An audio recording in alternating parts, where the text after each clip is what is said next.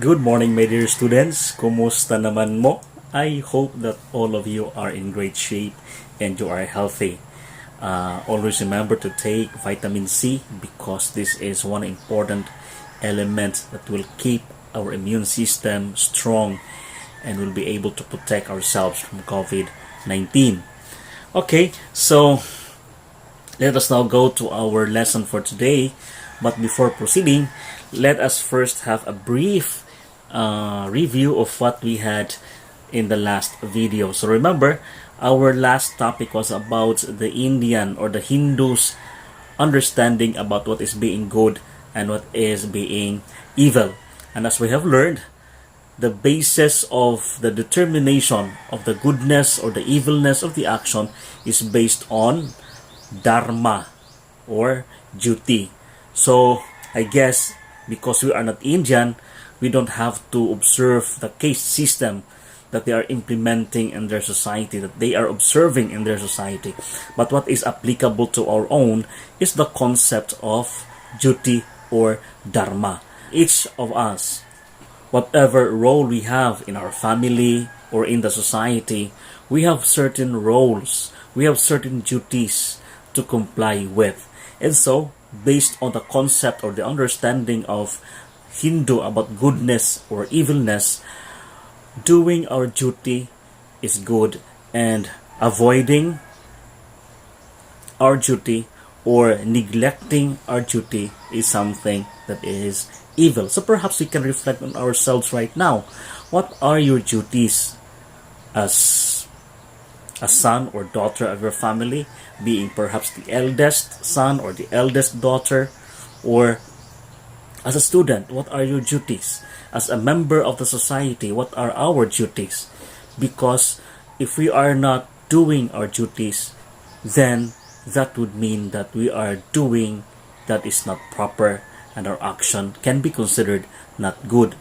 Okay? So the basis or the determinant when an action is good or when an action is evil is our duty. Okay, so always remember duty. So today, let us move to another Oriental concept of what is good and what is evil. So, when we speak of Oriental, you might ask, when we speak about Oriental, it refers to Asian, no? Orient.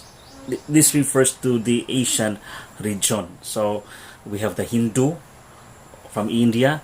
And so today, we will be talking about Buddhism. Are you aware of Buddhism? Buddha. We have the golden Buddha. Okay. So, Buddhism is famous in many countries like, China and then other eastern countries in Asia. Down to Myanmar, Thailand, and the rest of the eastern countries in Asia.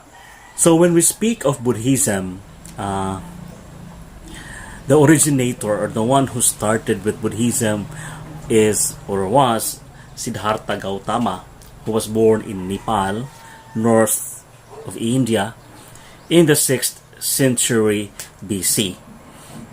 So what can we get from Buddhism pertaining to morality? During the time of Siddhartha Gautama, who eventually became the Buddha, he was asking about why man is suffering or why is there suffering in the world. Diba? We can observe that we are all suffering in any form and any degree. Perhaps somebody may be rich, but there is something in that person that there is a defect or there is a problem. No? Basta, we can see suffering in everything. So, that reality struck Gautama. And so, with his deep reflection, he came to a question, why is there suffering? And with that question in mind, he started to look for the answer to that question. Why is there suffering? when life is supposed to be happy, when life is supposed to be perfect and beautiful, but why there exists suffering? And so, that started the journey of Gautama. And so, in his quest for the answer for this question, he came to a point of deep reflection and meditation, and with that, he finally found the answer, and thus he was considered the enlightened one, or the Buddha. So in his meditation, when eventually he became enlightened, he discovered the Four Noble Truths. And these Four Noble Truths would give us an answer why there is suffering in this world. So what are these Four Noble Truths that Siddhartha Gautama, now considered the Buddha, has discovered?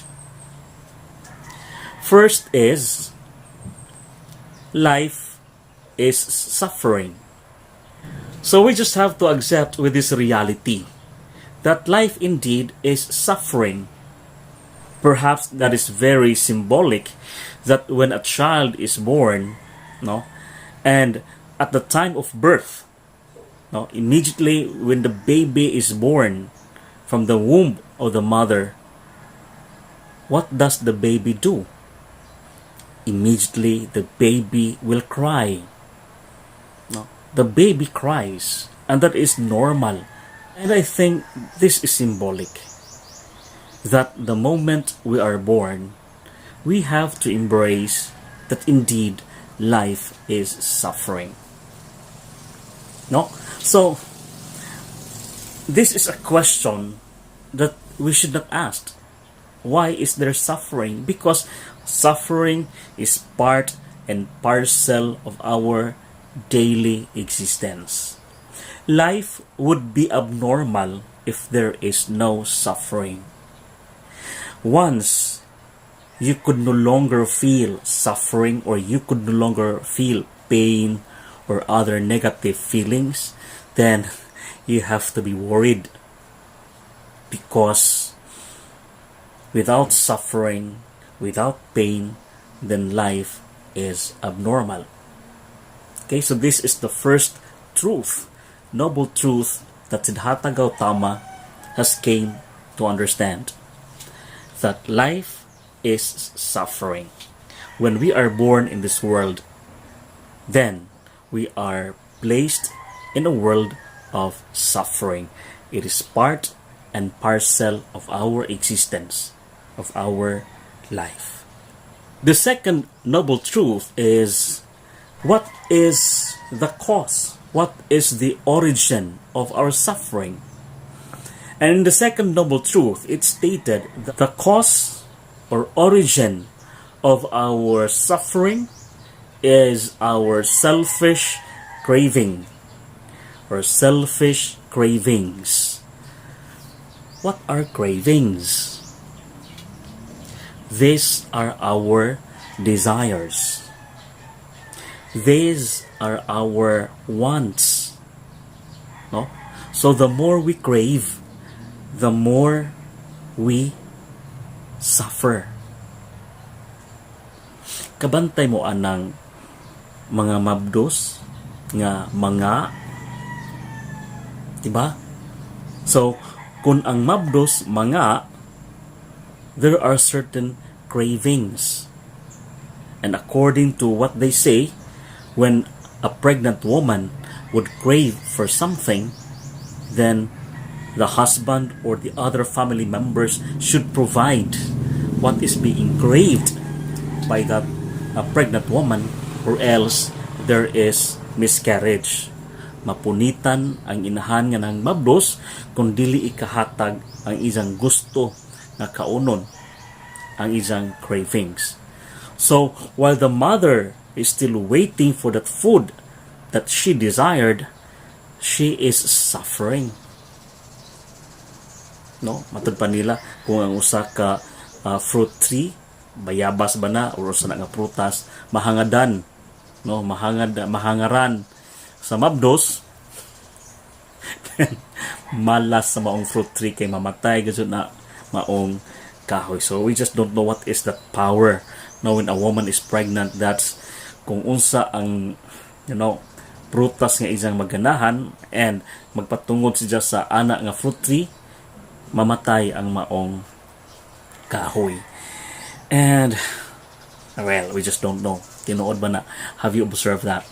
But anyways, mao na siya.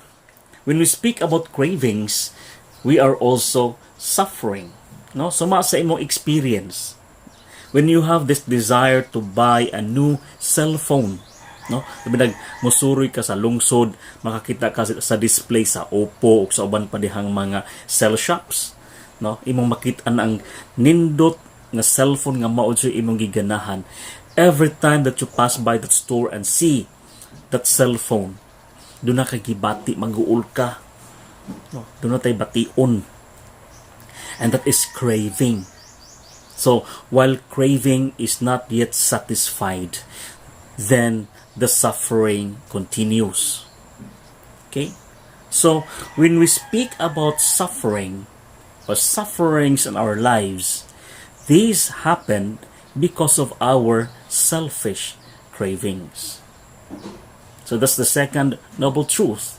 There is suffering, life is suffering, and the cause of this suffering are our selfish cravings. Okay, take note, selfish cravings. So perhaps there are other cravings, no? Other desire to help other people, desire to be productive member of the society. Perhaps these cannot be the cause of suffering, but only those selfish cravings can provide us suffering.